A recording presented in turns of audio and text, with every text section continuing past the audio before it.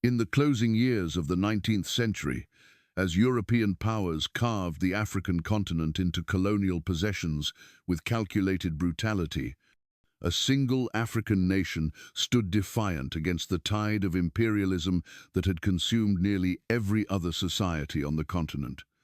On March 1st, 1896, in the mountainous terrain of northern Ethiopia near the town of Adwa, an African army achieved what many had deemed impossible. Ethiopian forces under Emperor Menelik II decisively defeated a modern European military power, shattering Italian colonial ambitions and sending shockwaves through the halls of power in Rome, London, Paris, and Berlin. This was not a Pyrrhic victory or a temporary setback for colonial forces. This was a complete and devastating defeat that forced Italy to recognize Ethiopian sovereignty and inspired colonized peoples across Africa and beyond. The Battle of Adwa stands as one of the most significant military engagements in African history, a testament to strategic brilliance, national unity, and the indomitable will of a people refusing to surrender their independence. To understand the magnitude of this victory requires understanding the context in which it occurred, the forces that drove European expansion into Africa, and the unique circumstances that allowed Ethiopia to resist when so many others had fallen. The late 19th century witnessed an unprecedented acceleration of European colonial expansion into Africa.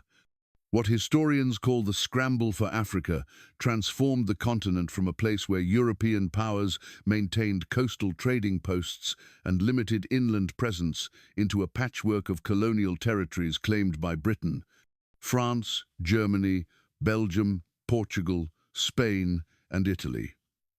The Berlin Conference of 1884 to 1885 formalized this division, with European powers gathering to negotiate their respective spheres of influence without a single African representative present.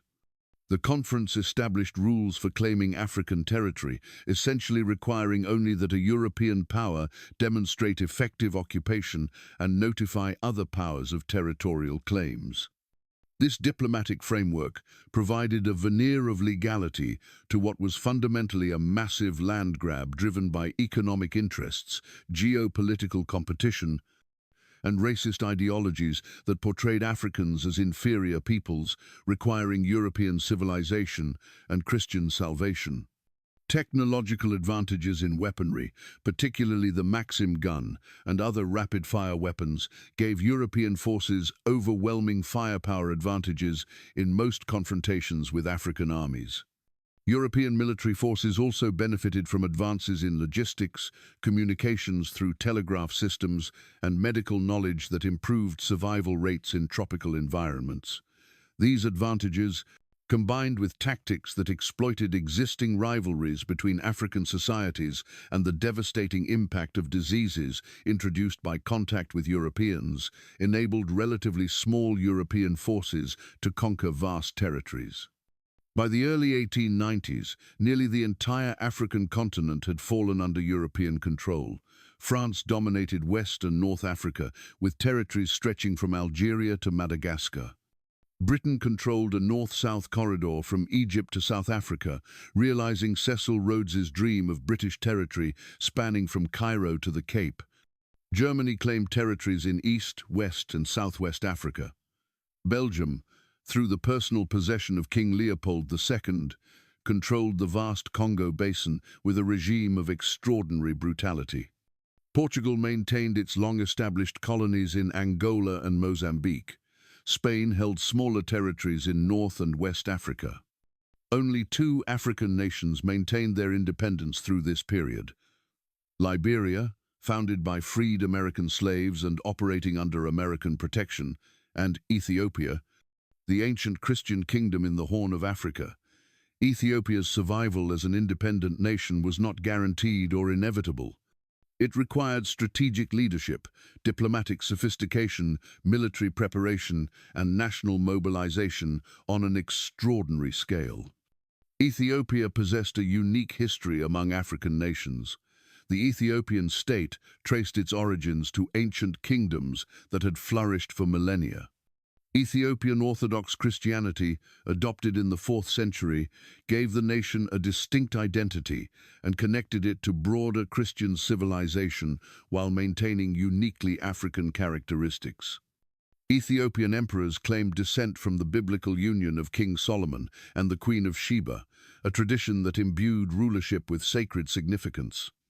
This deep historical continuity meant Ethiopia possessed established state institutions, a literate class of clergy and administrators, and a sense of national identity that transcended ethnic and regional divisions when faced with external threats. The Ethiopian political system centered on the emperor, who theoretically held absolute power, but in practice needed to maintain the loyalty of regional nobles and military commanders who controlled their own armies and territories. This decentralized system created internal tensions, but also meant Ethiopia could mobilize vast military forces when regional leaders united behind the emperor. Ethiopian military tradition emphasized cavalry warfare, with noble warriors forming an elite mounted force supported by large infantry formations armed with spears, swords, and shields. By the late 19th century, Ethiopian leaders recognized the necessity of acquiring modern firearms to compete with European military power. Menelik II emerged as the central figure in Ethiopia's resistance to Italian colonialism.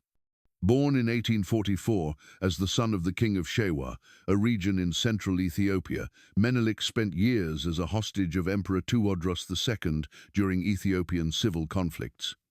This experience exposed him to imperial court politics and taught him valuable lessons about power, loyalty, and survival.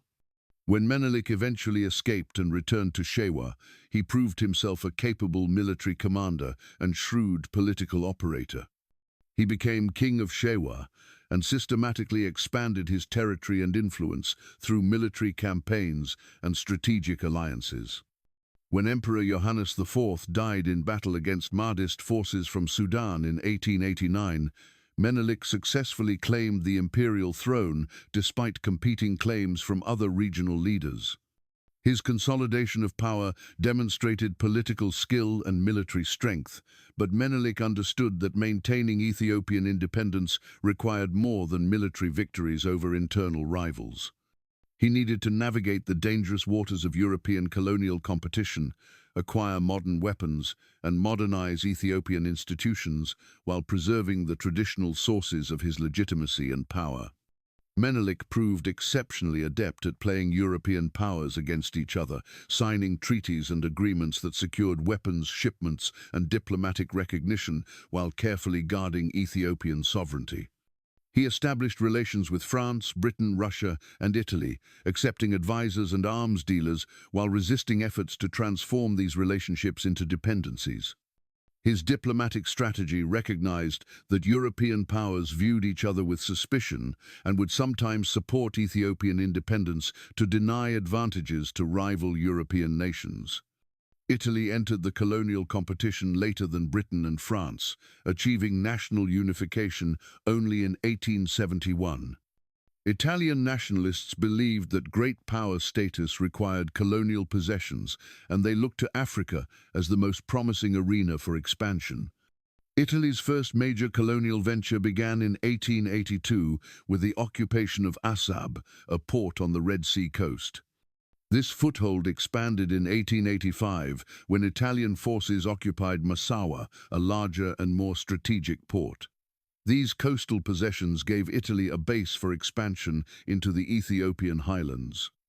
The Italian colonial project in East Africa was driven by multiple motivations: national prestige, economic opportunities, strategic competition with other European powers, and the desire to avenge Italy's humiliating defeat at Dogali in 1887 when Ethiopian forces annihilated an Italian column. Italian politicians and military leaders convinced themselves that conquering Ethiopia would be straightforward, dismissing Ethiopian military capabilities and assuming that superior European training, organization, and technology would ensure victory. This fatal underestimation of their opponent would prove catastrophic. Italian expansion from their coastal bases brought them into increasing conflict with Ethiopian interests. In 1889, Italy and Ethiopia signed the Treaty of Wuchale, which appeared to establish peaceful relations and define boundaries between Italian and Ethiopian territories.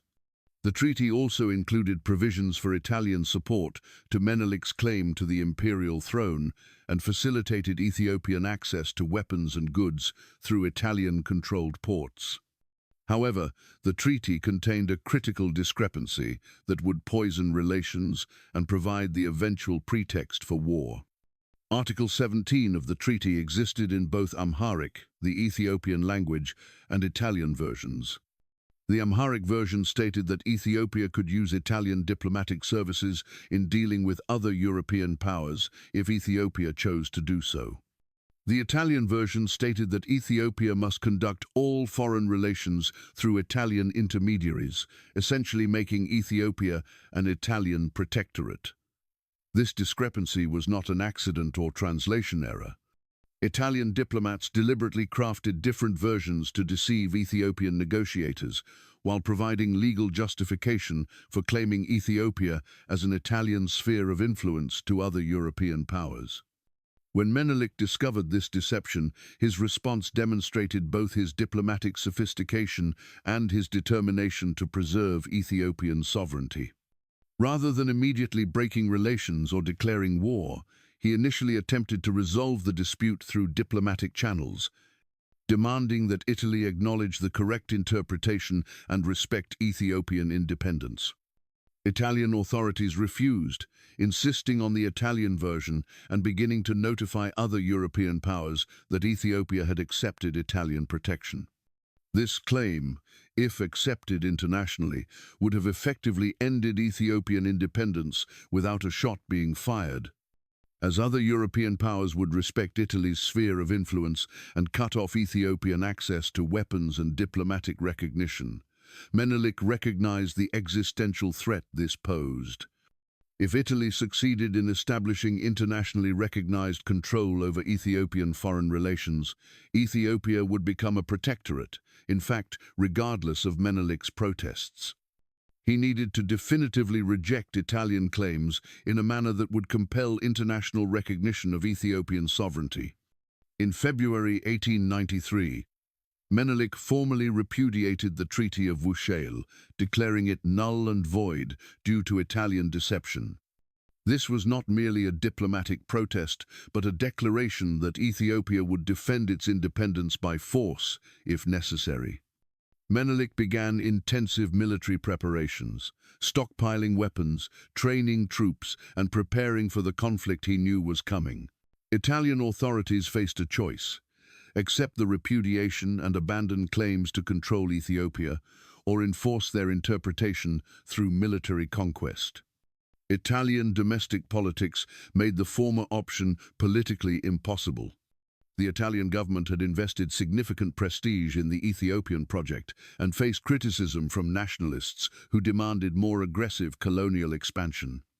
Italian military commanders believed they could defeat Ethiopian forces and establish effective control over the country. This confidence rested on the assumption that Ethiopian armies, regardless of their numbers, could not stand against disciplined European infantry supported by artillery and employing modern tactical doctrines. The Italians were about to discover how catastrophically wrong this assumption was. Menelik's preparations for war demonstrated strategic foresight and organizational capability that surprised European observers who dismissed African leaders as incapable of modern statecraft. He understood that defeating Italy required not just acquiring weapons, but building a national coalition that transcended regional rivalries and united Ethiopia's diverse peoples against the foreign threat. Ethiopian society encompassed numerous ethnic groups, languages, and religious traditions. Regional nobles commanded their own armies and often pursued independent policies. Menelik needed to transform this decentralized system into a unified military force, capable of confronting a European power. He achieved this through a combination of diplomatic persuasion, appeals to Ethiopian identity and Orthodox Christianity, demonstrations of his own military strength, and the undeniable reality that Italian victory would mean the end of Ethiopian independence and the subjugation of all Ethiopian peoples, regardless of their regional affiliations. The external threat created a powerful incentive for unity that Menelik skillfully exploited. The emperor dispatched messengers throughout Ethiopia, carrying royal proclamations calling for mobilization. These messages invoked religious duty, national pride, and the defense of Ethiopian independence. Regional nobles and military commanders responded by raising their forces and marching toward the assembly points designated by the emperor. This mobilization proceeded with remarkable speed and efficiency, demonstrating the continued vitality of traditional Ethiopian military institutions despite the pressures of modernization. The forces that gathered represented the full diversity of Ethiopian society: cavalry units from noble families, infantry levies from farming communities, warriors from newly incorporated territories in the south and west, and contingents led by powerful regional leaders like Ras Alula, Ras Makonnen, Ras Mengesha, and Ras Mikael. Each leader commanded forces numbering in the thousands and possessed extensive combat experience from decades of regional warfare. Empress Tetu Betul played a crucial role in the mobilization and the subsequent campaign. Far more than a ceremonial consort, Tetu was a formidable political figure in her own right, descended from Ethiopian nobility and possessing extensive experience in court politics and military affairs. She strongly advocated for military confrontation with Italy rather than diplomatic compromise, arguing that Italian ambitions would never be satisfied through negotiation and that only decisive military defeat would secure Ethiopian independence. Her influence on Menelik's decision-making was substantial, and she personally led a contingent of forces to the front, providing both practical military support and powerful symbolic leadership. The presence of the empress with the army demonstrated the total commitment of the Ethiopian leadership to the struggle and inspired troops with her visible courage and determination. Tetu's role challenges simplistic narratives about African women's exclusion from power and warfare, illustrating the complex realities of gender and authority in Ethiopian society. The Italian forces in Eritrea, Italy's colony on the Red Sea coast, consisted of approximately 17,000 to 20,000 troops, including Italian regular units and Askari soldiers recruited from local populations. The Italian commander, General Oreste Baratieri, was an experienced colonial officer who had served in Africa for years and believed he understood Ethiopian capabilities. Baratieri faced political pressure from Rome to achieve decisive results and demonstrate the value of the colonial project to skeptical Italian taxpayers and politicians. The Italian government expected quick victories that would justify the substantial expenses of colonial administration and military operations. Baratieri's forces possessed significant advantages in terms of training, organization, artillery, and modern rifles. Italian soldiers carried modern magazine-fed rifles and were supported by artillery batteries that provided firepower Ethiopian forces could not match. Italian officers had studied European military doctrine and expected to employ sophisticated tactics that would overwhelm Ethiopian armies. However, Baratieri's intelligence about Ethiopian preparations was dangerously incomplete.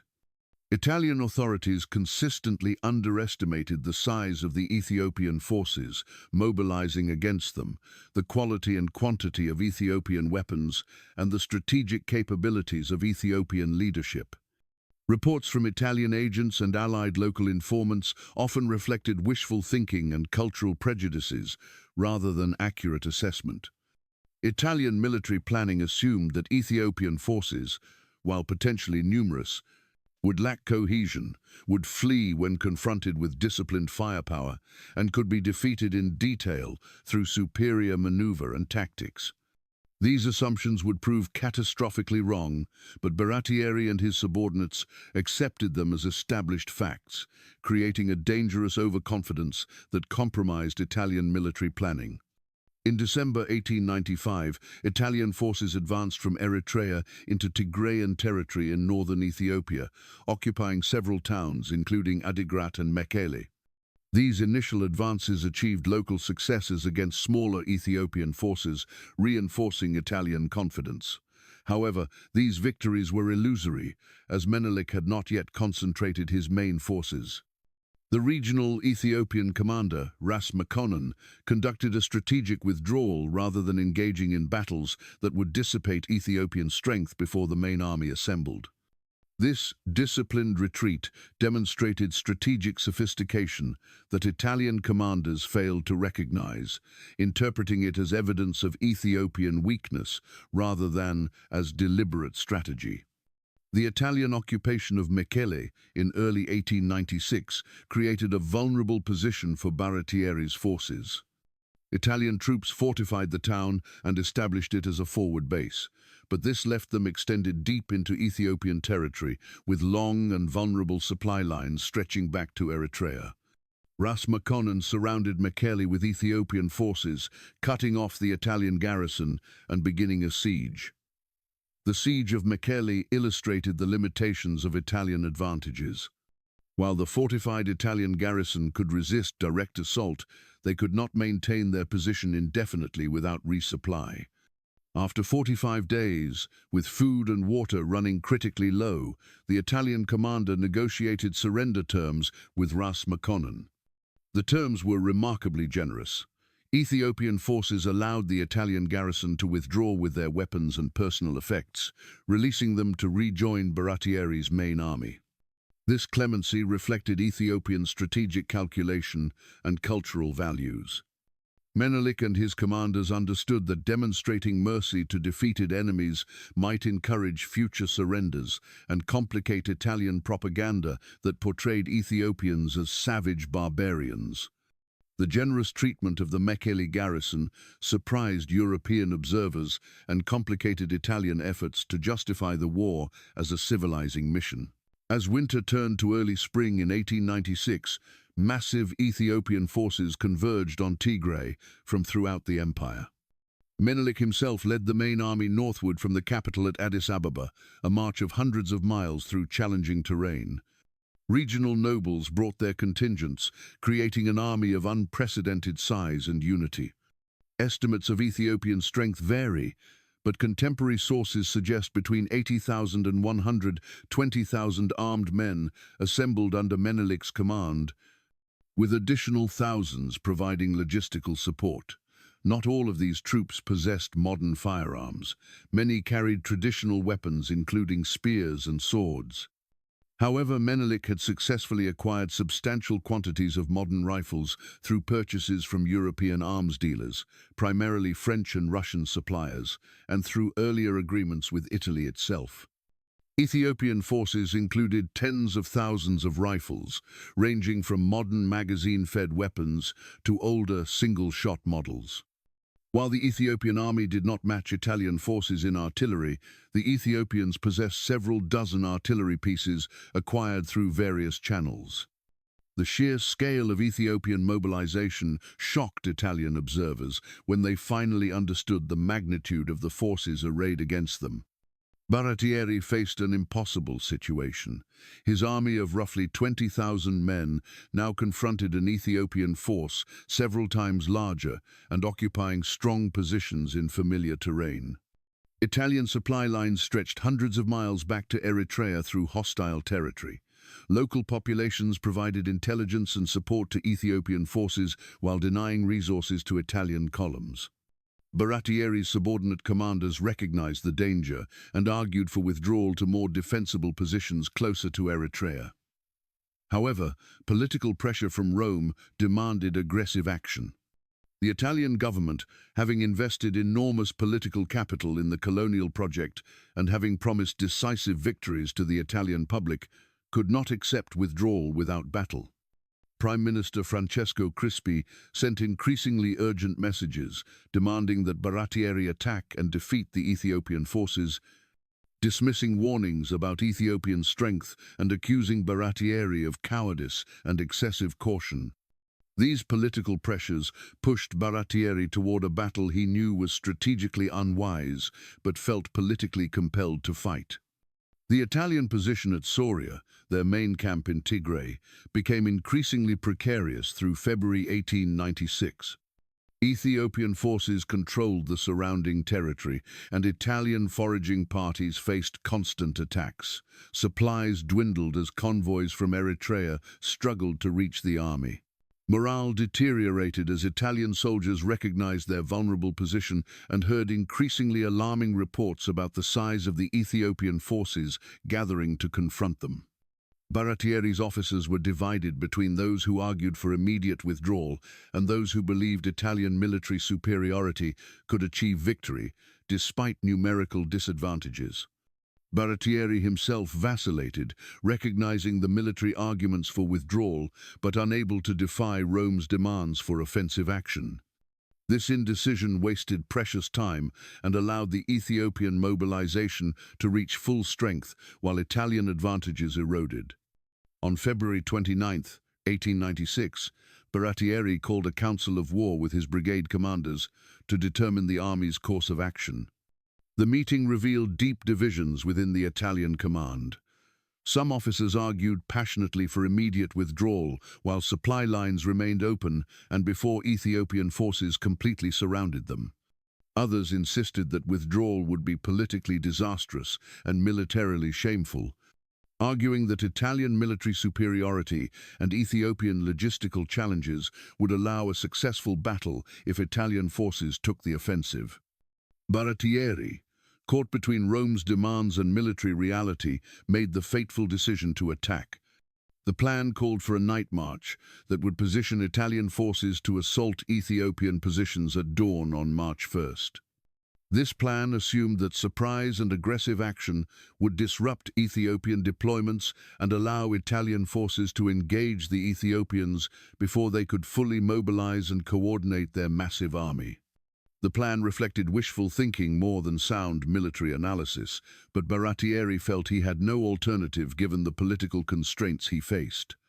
The night march on February 29th rapidly descended into chaos, a disaster that doomed the Italian attack before the battle even began. Italian forces were divided into 4 brigades commanded by Generals Albertone, Arimondi, Dabomida, and Elena, along with a reserve brigade under General Baratieri's direct command. Each brigade was to follow separate routes through the mountainous terrain to reach designated positions by dawn. This complex night movement through unfamiliar terrain with inadequate maps and guides proved catastrophically difficult. The routes were longer and more challenging than Italian maps indicated. Darkness obscured the terrain, causing units to lose their way. Communication between separated brigades became nearly impossible. Italian assumptions about Ethiopian positions and the local geography proved dangerously inaccurate. General Albertone's brigade, forming the Italian right wing, pushed too far forward in the darkness, becoming separated from the other Italian brigades and finding itself dangerously exposed when dawn broke. Instead of achieving a coordinated assault on Ethiopian positions, Italian forces found themselves scattered across the landscape in separate, isolated formations, unable to support each other. As dawn broke on March 1st, 1896, the Italian brigades discovered their positions bore no resemblance to the plan. Rather than surprising Ethiopian forces with a coordinated offensive, Italian units found themselves exposed, separated, and vulnerable. Ethiopian forces, far from being caught unprepared, had closely monitored the Italian night march and reacted swiftly to the developing situation. Menelik and his commanders demonstrated tactical flexibility and decision-making speed that shattered Italian assumptions about African military capabilities. Upon learning of the Italian advance, Menelik ordered a general assault, sending his massive army forward to engage the dispersed Italian brigades before they could reorganize. Ethiopian forces moved with remarkable speed across the broken terrain, coordinating attacks by multiple contingents under various regional commanders who operated with considerable autonomy, but within the emperor's overall strategic direction. General Albertone's brigade, the most advanced and isolated Italian force, faced the initial Ethiopian assault. Ethiopian forces under Ras Makonnen and Ras Alula attacked Albatona's positions from multiple directions, employing the superior numbers that Italian planning had failed to adequately account for. Albatone's soldiers, consisting of both Italian troops and Ascari units, fought stubbornly from hastily prepared positions on hilltops near Kidan Meret. The intensity of Ethiopian fire shocked the Italian defenders, who had not expected Ethiopians to possess such quantities of modern weapons or to employ them so effectively. Ethiopian forces demonstrated tactical sophistication, using terrain for cover and concentrating fire on key Italian positions. As Ethiopian attacks intensified and casualties mounted, Albatone's brigade began to disintegrate. Ascari troops, many of whom had no particular loyalty to Italy and faced the prospect of fighting fellow Africans in service of European colonial ambitions, began to desert or surrender. Italian units, outflanked and overwhelmed, fell back in increasingly disorganized retreat. By mid-morning, Albatone's brigade had effectively ceased to exist as a fighting force, with thousands killed, wounded, or captured, including General Albatone himself. The destruction of Albatone's brigade exposed the center of the Italian position and allowed Ethiopian forces to attack the other Italian brigades from advantageous positions. General Arimondi's brigade, positioned in the Italian center, suddenly faced Ethiopian attacks from unexpected directions as forces that had destroyed Albatone's command wheeled to assault Arimondi's positions. Arimondi attempted to establish defensive lines on hills near the town of Adwa, hoping to use the terrain and concentrated firepower to hold against Ethiopian assaults. For several hours, his troops fought desperately, repelling repeated Ethiopian attacks with rifle fire and artillery. However, the sheer weight of Ethiopian numbers and the vulnerability of the Italian position made this defense unsustainable. Ethiopian forces surrounded Arimondi's positions, cutting off retreat routes and subjecting the Italian defenders to fire from multiple directions. As ammunition ran low and casualties accumulated, Italian defensive lines began to crack. When Ethiopian forces finally overran the Italian positions in direct assaults, close combat with spears and swords devastated the Italian defenders. General Arimondi died leading a counterattack, trying desperately to restore his collapsing lines. His brigade, like Albatone's, was destroyed as an organized fighting force. General Dubamida's brigade, which had been intended to form the Italian left wing, became separated from the other brigades during the night march and wandered in the wrong direction, completely losing contact with Baratieri's other forces. When Dubamida finally realized his error and attempted to rejoin the main Italian army, his brigade marched directly into a massive Ethiopian force. Trapped in a valley with Ethiopian troops occupying the surrounding heights, Dubamida's soldiers found themselves in a killing zone. Ethiopian fire from elevated positions massacred the Italian column, which could not effectively return fire against enemies concealed on hillsides above them. Dubamida attempted to fight his way out of the trap, ordering desperate charges against Ethiopian positions, but these attacks were cut down with devastating casualties. The brigade disintegrated under relentless assault, with survivors scattering in small groups attempting to escape the destruction. General Dubamida himself was killed, along with most of his officers and thousands of his men. General Elena's brigade and Baratieri's reserve attempted to establish defensive positions as the full scale of the disaster became apparent. Baratieri, watching his army disintegrate before his eyes, recognized that victory was impossible and that survival now depended on conducting an organized retreat before Ethiopian forces completed the encirclement. However, organizing a withdrawal under fire, while under attack from vastly superior numbers, proved nearly impossible. Ethiopian forces pressed attacks from multiple directions, preventing Italian units from disengaging cleanly. As word spread through Italian ranks that multiple brigades had been destroyed, discipline began to collapse. Soldiers abandoned positions and fled without orders, recognizing that staying meant death or capture. Officers lost control of their units as panic spread, The organized Italian army dissolved into masses of terrified men trying desperately to escape Ethiopian pursuit. The retreat from Adwa became a rout, with Italian forces and their Askari allies fleeing in disorder toward Eritrea. Ethiopian cavalry pursued relentlessly, cutting down stragglers and overtaking exhausted groups of Italian soldiers. The rugged terrain that had complicated the Italian night march now hindered their retreat, with mountain passes becoming death traps as Ethiopian forces attacked fleeing columns. Some Italian units maintained cohesion and conducted fighting withdrawals, but many simply scattered, with individual soldiers or small groups trying to find their own paths to safety. The wounded faced particularly horrific fates, often abandoned by comrades too exhausted or terrified to help them. Ethiopian forces killed many Italian prisoners in the immediate aftermath of battle, particularly officers and senior commanders. This brutality reflected the intensity of Ethiopian anger at Italian invasion and the cultural practices surrounding battlefield victory. However, Ethiopian leadership also demonstrated surprising restraint, eventually halting the killing of prisoners and establishing camps to hold thousands of Italian and Askari captives.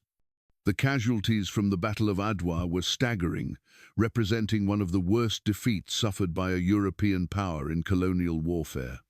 Italian losses exceeded 7,000 killed, with roughly 1,500 wounded who managed to reach safety and approximately 3,000 captured. These figures represented roughly 40 to 45% of Baratieri's entire force. In a single day, Italy lost more men than in many entire wars. The psychological impact of such devastating losses shocked Italian society and political leadership. Among the dead were hundreds of Italian officers, including 3 generals, Arimondi, de Bormida, and Albertone, who died in captivity. This decapitation of Italian military leadership in East Africa effectively destroyed Italy's capacity to continue offensive operations. Askari losses were even higher in absolute terms, with thousands killed fighting for Italian colonial ambitions. The Askari dead received little attention in Italian reporting, reflecting the racist hierarchies of colonial military service, where African lives mattered far less than European ones. Ethiopian casualties are more difficult to establish precisely, with estimates ranging from 4,000 to 7,000 killed and wounded. While substantial in absolute terms, these losses represented a much smaller percentage of Menelik's massive army and did not compromise Ethiopian military capabilities. More importantly, Ethiopian forces retained control of the battlefield, allowing them to care for their wounded and retrieve their dead while Italian forces fled. The material spoils of victory were enormous. Ethiopian forces captured thousands of Italian rifles, artillery pieces, ammunition stores, supplies, and equipment. This captured material significantly enhanced Ethiopian military capabilities for years afterward.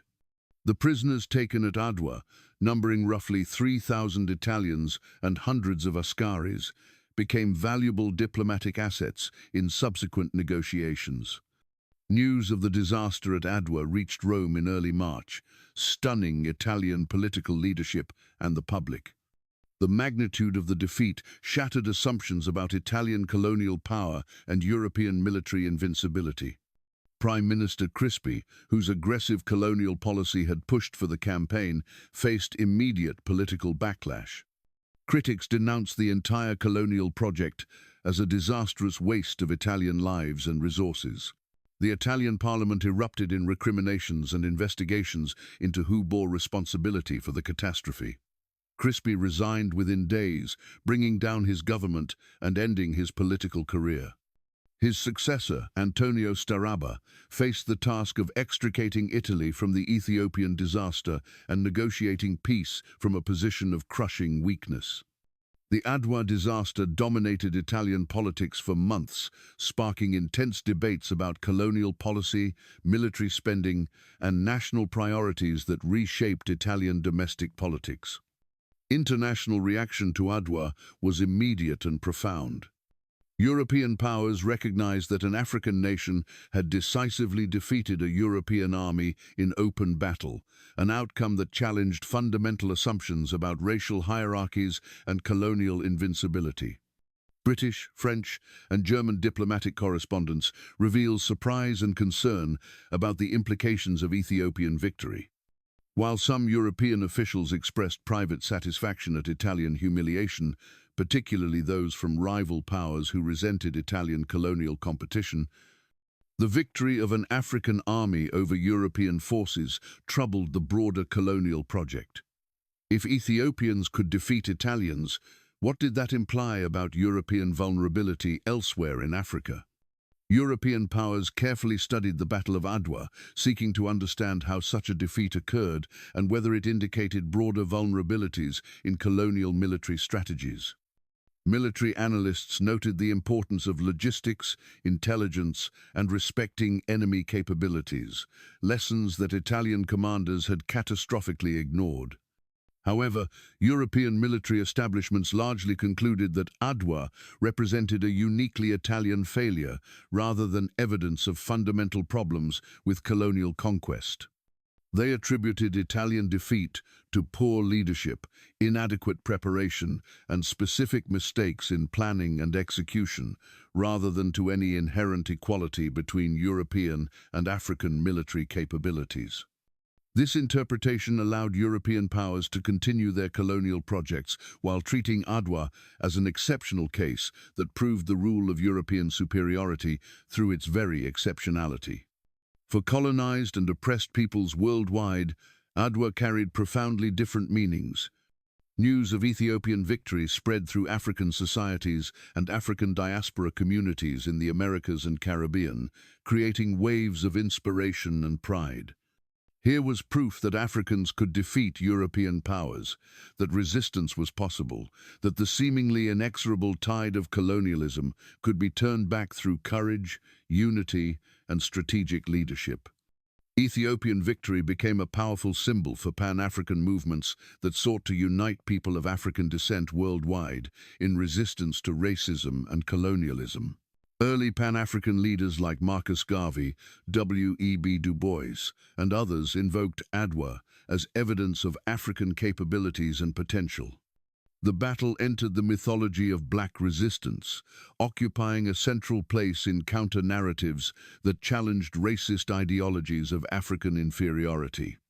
The Ethiopian flag's colors of green, gold, and red were adopted by numerous African independence movements and nations in the 20th century, consciously connecting new struggles to the tradition of resistance that Adwa represented.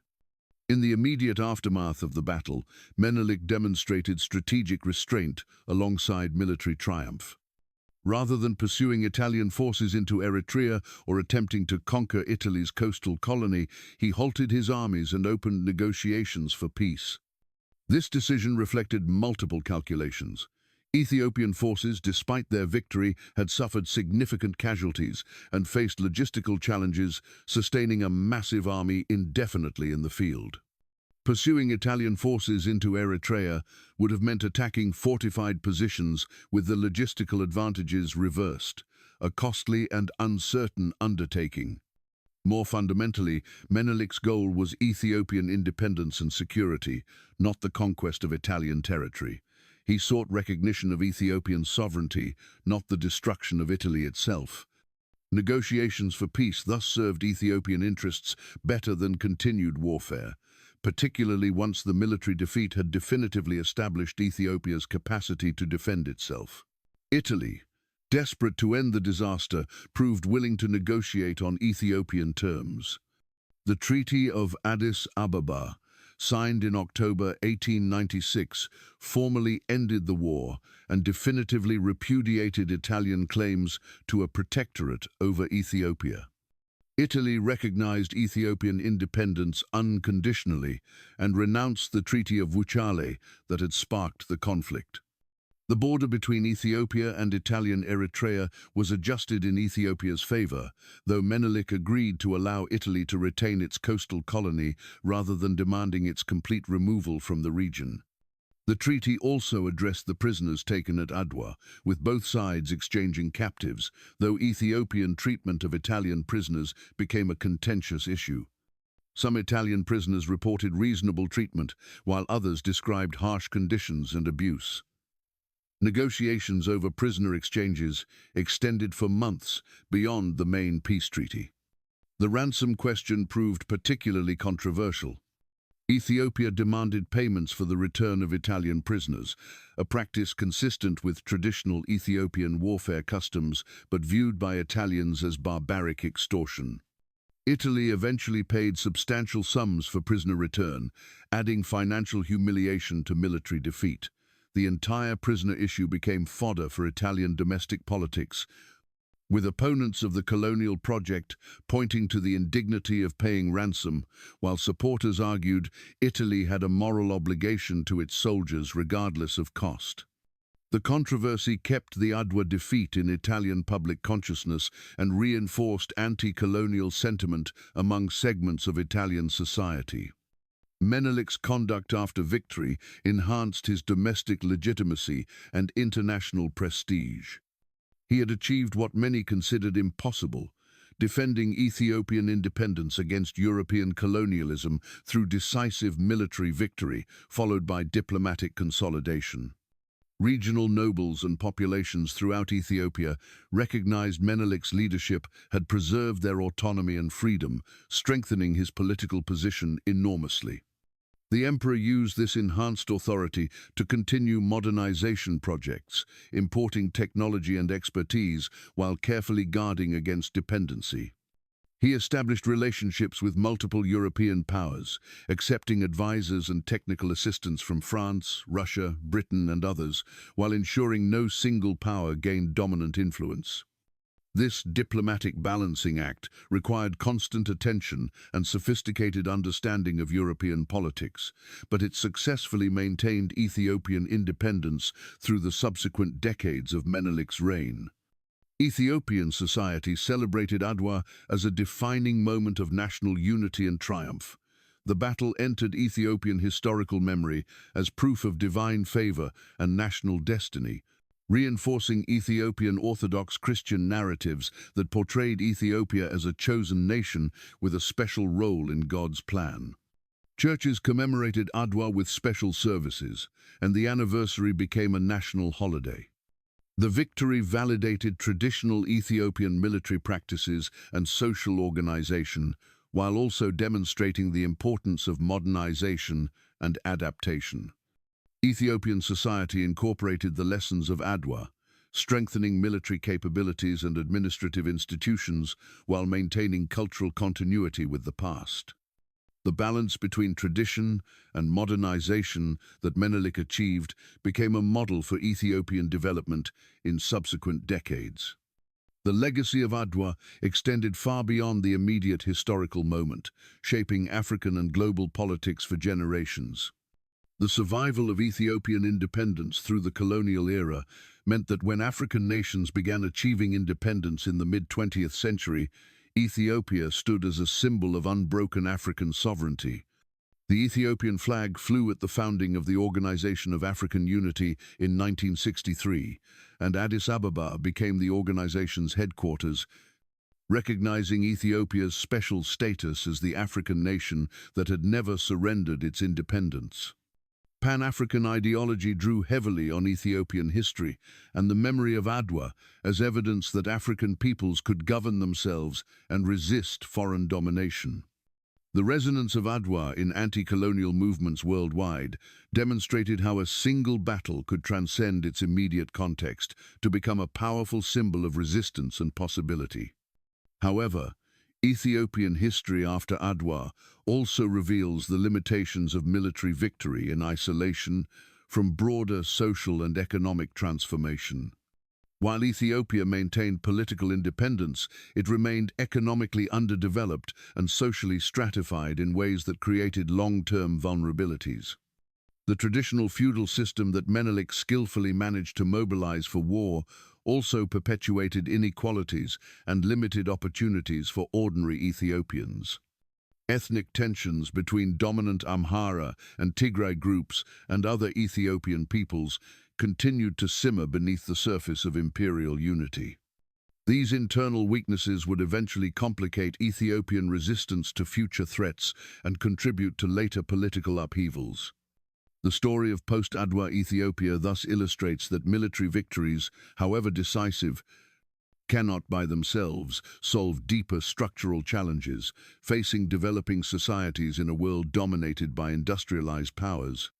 The most dramatic demonstration of Adwa's limitations came in 1935, when fascist Italy, still haunted by the humiliation of 1896, invaded Ethiopia again under Benito Mussolini's regime. This second Italian-Ethiopian war proceeded very differently from the first. Italy committed vastly larger military forces, equipped with modern armor, aircraft, and chemical weapons.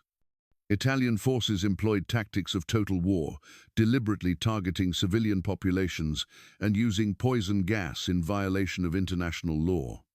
Ethiopian forces, now led by Emperor Haile Selassie, who had succeeded to the throne after Menelik's death, fought courageously, but could not overcome the overwhelming technological and numerical advantages Italy brought to bear. Italian aircraft bombed Ethiopian cities, poisoned gas destroyed Ethiopian armies, and mechanized columns conquered territory that Ethiopian forces could not defend without comparable weapons. By May 1936, Italian forces occupied Addis Ababa and declared Ethiopia part of Italian East Africa, seemingly fulfilling the colonial ambitions that had been thwarted at Adwa 40 years earlier. The conquest of Ethiopia shocked international opinion and revealed the weaknesses of collective security in the interwar period. The League of Nations, of which Ethiopia was a member, imposed ineffective sanctions on Italy, but failed to take meaningful action to defend Ethiopian sovereignty. Haile Selassie's famous speech to the League in June 1936, warning that Ethiopia's fate foreshadowed the broader collapse of international order, proved tragically prescient as European powers appeased fascist aggression rather than confronting it. However, Italian occupation of Ethiopia proved far more difficult than conquest. Ethiopian resistance continued throughout the occupation, with irregular forces conducting guerrilla warfare that tied down hundreds of thousands of Italian troops and prevented effective Italian control outside major cities. When World War II began and Italy entered the war on Germany's side, British forces working with Ethiopian resistance liberated Ethiopia in 1941, allowing Haile Selassie to return from exile and restore Ethiopian independence. The brief Italian occupation thus proved a temporary interruption rather than permanent conquest, and Ethiopia emerged from World War II with its sovereignty restored and its status as a founding member of the United Nations. The contrast between 1896 and 1935 illuminates important questions about military technology, tactics, and the nature of resistance. Why could Ethiopia successfully resist Italy in 1896, but not in 1935? The answers reveal how dramatically military technology had evolved in the intervening 4 decades, and how dependent successful resistance was on narrowing or neutralizing technological gaps between opposing forces. In 1896, the gap between Italian and Ethiopian weapons, while significant, was not unbridgeable. Ethiopian forces possessed substantial numbers of rifles that, while not uniformly as modern as Italian weapons, were functional firearms that could kill Italian soldiers effectively. The absence of radically superior Italian weapons like machine guns in large quantities meant that Ethiopian numerical superiority and tactical competence could overcome Italian advantages. By 1935, the technological gap had widened dramatically. Aircraft, tanks, and poison gas represented capabilities that Ethiopian forces simply could not counter with the weapons available to them. No amount of courage or tactical skill could overcome such disparities, demonstrating the crucial importance of technological parity or effective countermeasures in modern warfare. The comparison also highlights the role of international context. In 1896, Ethiopia could acquire weapons from European powers willing to sell to Menelik, exploiting European rivalries for Ethiopian benefit. By the 1930s, international arms embargoes and the League of Nations sanctions actually prevented Ethiopia from acquiring the weapons it needed for defense, while proving ineffective at stopping Italian aggression. The international system that was supposed to protect small nations from aggression instead worked to Ethiopia's disadvantage. This bitter lesson about the unreliability of international institutions and great power commitments would shape Ethiopian foreign policy and African perspectives on international relations for generations afterward. Yet, the ultimate restoration of Ethiopian independence after Italian occupation demonstrates another crucial lesson: that military occupation, even when initially successful, cannot be sustained against determined resistance without unsustainable costs. Italian control of Ethiopia required hundreds of thousands of troops, constant counterinsurgency operations, and brutal repression that never fully suppressed resistance. The material and political costs of occupation drained Italian resources, and when Italy faced military challenges elsewhere, the Ethiopian occupation became untenable. This pattern of successful conquest, followed by unsuccessful occupation, would repeat throughout 20th century conflicts, suggesting that military victories that do not address underlying political legitimacy and popular consent often prove temporary, regardless of technological advantages. The resilience of Ethiopian resistance across decades of struggle illustrates the power of nationalist movements and collective memory in sustaining opposition to foreign domination. Contemporary Ethiopia continues to grapple with the legacies of Adwa and the complex history it represents. The battle remains central to Ethiopian national identity and is celebrated annually as a symbol of independence and resistance. However, modern Ethiopia also faces challenges related to ethnic tensions, regional autonomy, political authoritarianism, and economic development that complicate simplistic narratives of national unity. The imperial system that Menelik led to victory at Adwa was eventually overthrown in 1974 by a Marxist military regime that emphasized class struggle over national unity and pursued radical social transformation. Subsequent Ethiopian governments have struggled to balance the competing demands of different ethnic groups, regional autonomy movements, and contested visions of Ethiopian identity. The memory of Adwa remains powerful but also contested, with different political factions invoking the battle to support conflicting visions of Ethiopia's future. The historiography of Adwa reflects broader debates about African history, colonialism, and resistance. European historians initially downplayed or explained away the Ethiopian victory, treating it as an aberration caused by Italian mistakes rather than as evidence of African capabilities. This interpretation served to protect racist assumptions about African inferiority by treating Ethiopian success as exceptional rather than representative. African and African diaspora historians have worked to recover and celebrate the history of Adwa as part of broader projects of documenting African resistance to colonialism and challenging Eurocentric historical narratives. Recent scholarship has increasingly recognized Adwa as a significant military and political achievement that requires serious analysis rather than dismissal. Detailed studies of the campaign, Ethiopian military systems, and Menelik's leadership have enriched historical understanding while also complicating simplistic heroic narratives by examining internal contradictions, costs of victory, and limitations of military success without accompanying social transformation. Military historians have analyzed Adwa's tactical and operational lessons extensively, examining how Ethiopian forces achieved victory and what factors contributed to Italian defeat. Key elements identified include intelligence and information warfare, where Ethiopian forces possessed superior knowledge of terrain and Italian movements, while Italian intelligence catastrophically underestimated Ethiopian capabilities. Logistics and supply, showing how Ethiopian forces operating in home territory maintained supplies more effectively than Italians dependent on long, vulnerable supply lines.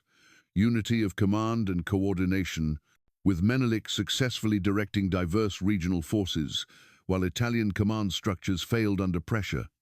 Tactical flexibility and adaptation, as Ethiopian commanders rapidly adjusted to changing battlefield conditions, while Italian commanders rigidly followed flawed plans. Morale and motivation, with Ethiopian forces fighting for their homeland and independence, while Italian and particularly Askari forces lacked comparable commitment. These factors combined to produce Ethiopian victory despite Italian advantages in training and technology, demonstrating that warfare outcomes depend on multiple interactive factors rather than single determinants like technology or racial characteristics. Modern military education occasionally studies Adwa as an example of how superior forces can be defeated through strategic errors, intelligence failures, and poor leadership, though such analysis often remains divorced from the colonial context that created the conflict in the first place. The broader significance of Adwa lies in its challenge to narratives of inevitable European dominance and African passivity in the colonial era. The battle demonstrates that African resistance to colonialism was real, sophisticated, and sometimes successful, complicating simple stories of European conquest. While Ethiopia's success was exceptional, it was not miraculous or accidental. It resulted from specific leadership decisions, social mobilization, diplomatic strategy, and military competence that other African societies also demonstrated in their own resistance efforts, even when those efforts ultimately proved unsuccessful against overwhelming force. Recognizing Ethiopian agency and capability at Adwa requires also recognizing African agency and capability more broadly, even in contexts where resistance was defeated.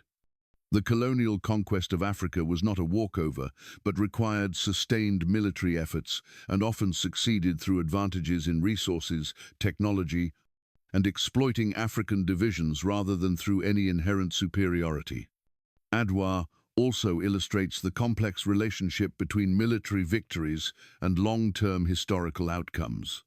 Ethiopian victory preserved independence through the colonial era, an achievement of immense significance. However, independence alone could not solve the challenges of economic development, social modernization, and political organization that confronted all non-industrialized societies in the modern world. Ethiopia's independent path allowed it to pursue development on its own terms, but also meant it faced these challenges without the infrastructure investments and institutional changes that colonialism, despite its brutality and exploitation, sometimes catalyzed in colonized territories. The comparison between Ethiopia and other African nations in the post-colonial period shows mixed results. Ethiopia avoided the traumatic disruptions of colonial occupation, but also missed certain developments in education, infrastructure, and administrative systems. There is no simple answer to whether Ethiopian independence provided better outcomes than colonial occupation followed by independence, as the costs and benefits differ across dimensions and time periods in ways that resist easy quantification. For Pan-African movements and African diaspora communities, Adwa remains symbolically crucial regardless of these complexities. The battle provides a historical touchstone demonstrating African capability and resistance, countering racist narratives of African passivity and inferiority. The Ethiopian flag's colors, derived from the imperial standards carried at Adwa, appear on numerous African national flags today, visually connecting contemporary African nations to the tradition of resistance Adwa represents. Rastafarian religious movements centered on worship of Emperor Haile Selassie draw heavily on Ethiopian history and Adwa's legacy, illustrating how the battle's significance extends beyond purely political or military dimensions into cultural and spiritual realms. The continuing resonance of Adwa in diverse contexts demonstrates how historical events can transcend their immediate circumstances to become powerful symbols that shape identity and inspire action across generations and geography. The lessons of Adwa for contemporary struggles remain contested but potent. Anti-imperialist movements worldwide invoke Adwa as evidence that resistance can succeed against overwhelming odds. The battle suggests that unity, strategic leadership, and determined resistance can overcome apparent power disparities, a message that resonates with movements confronting various forms of domination. However, the specific circumstances of Adwa Ethiopian state capacity, military tradition, diplomatic sophistication, access to weapons, mountainous terrain were unusual and not easily replicated. Drawing simplistic lessons from Adwa without accounting for context risks creating false hope or encouraging strategies unsuited to different situations. The value of Adwa as inspiration must be balanced against realistic assessment of the specific factors that enabled Ethiopian victory and the limitations of military solutions to problems requiring social, economic, and political transformation. 2 decades into the 21st century, as Africa continues to navigate legacies of colonialism and challenges of development while asserting agency in global affairs, Adwa remains relevant as both history and symbol. The battle demonstrates that African peoples have always been active participants in shaping their destinies, rather than passive objects of external forces.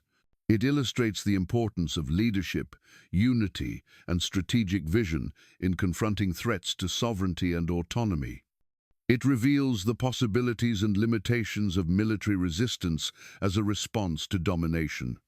Perhaps most fundamentally, Adwa serves as a reminder that history is not predetermined, that assumed inevitabilities can be overturned through courage and capability, and that the powerful can be defeated when the committed organize effectively and fight for causes they believe in deeply.